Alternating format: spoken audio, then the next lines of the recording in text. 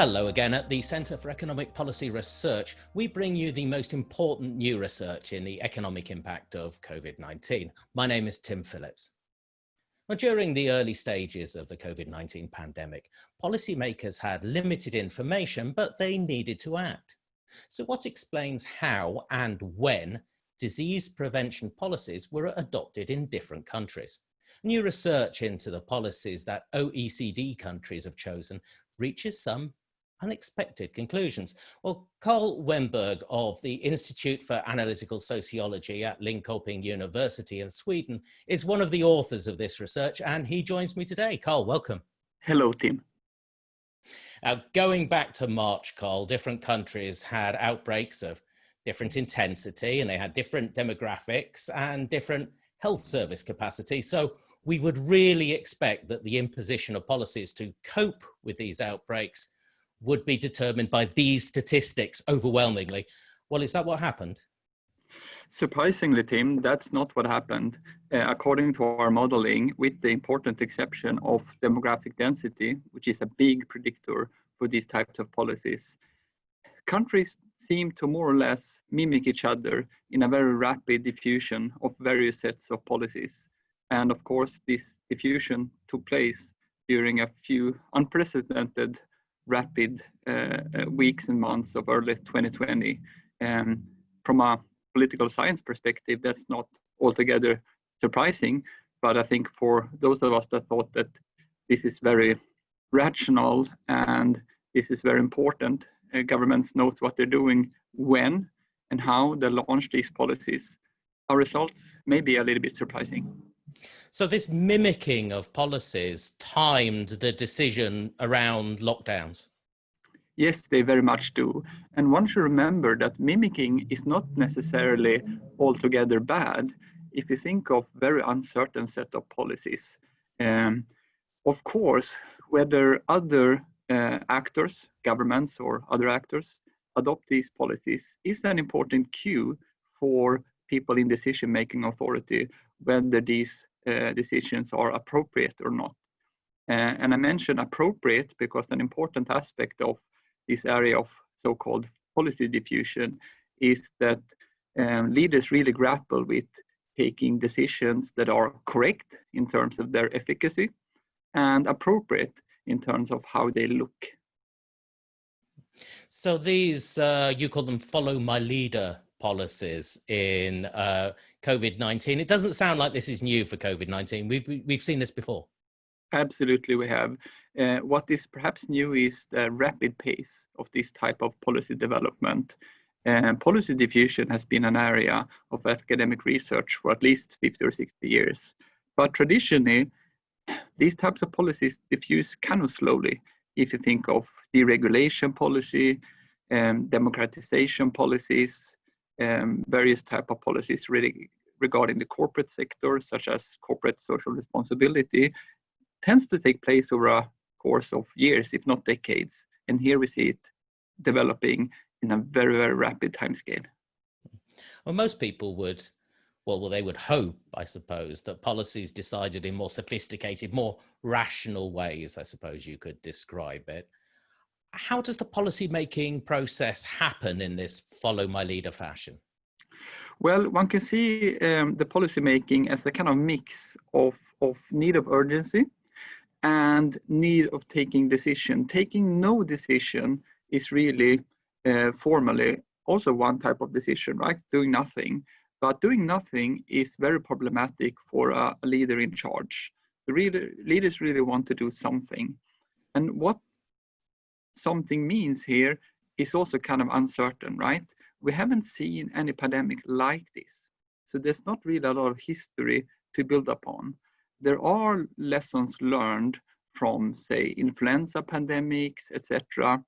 And I guess what medical authorities do is when they see these types of issues is that they go to the Cochrane database, they look for various meta-analysis, and they say, aha, this is what we're going to do.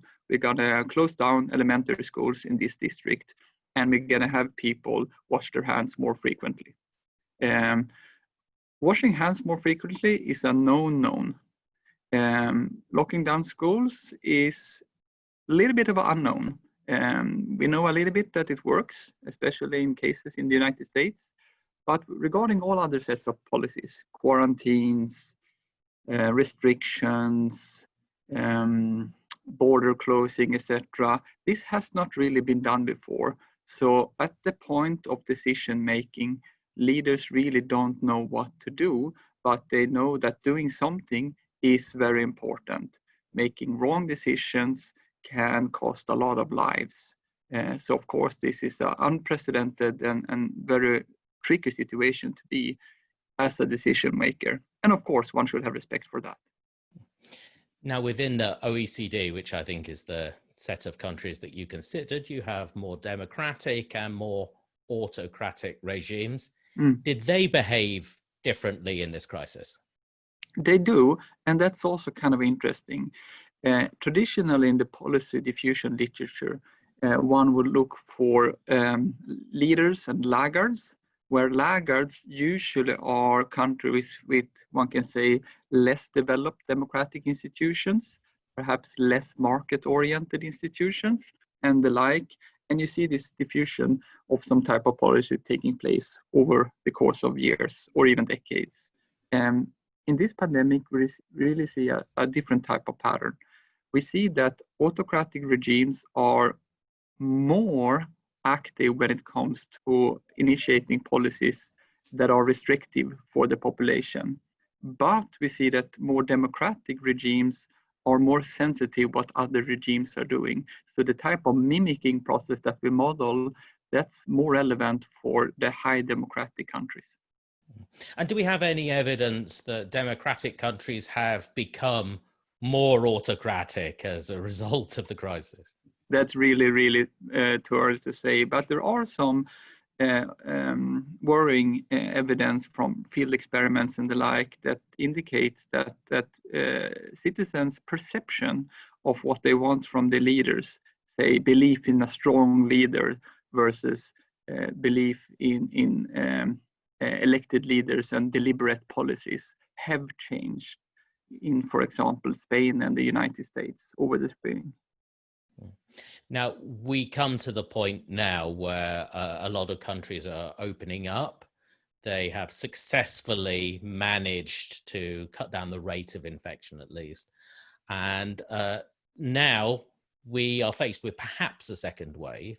Is there evidence that when that comes along, our leaders have learned from the policies that they pursued in the first wave? I very much hope so. I mean, we are not living in a perfect research setting here. If that was the case, me or other scholars would want countries to randomly assign policies, and that's perhaps not very sensible to do. But we have, of course, seen a large variation in policies initiated and also in the timing of these policies.